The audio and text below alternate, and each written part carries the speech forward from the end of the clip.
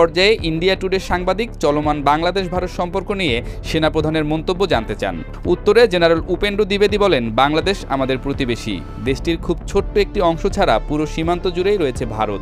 আমাদের সবসময় একসাথেই থাকতে হবে, একে অপরকে বুঝতেও হবে। এমন কোনো কিছু করা উচিত না যাতে আমাদের সম্পর্কে নেতিবাচক প্রভাব পড়ে। Which is the other country which shares border with Bangladesh? It's a small portion, if you see, is on one side, on the southeastern side, otherwise it's all India.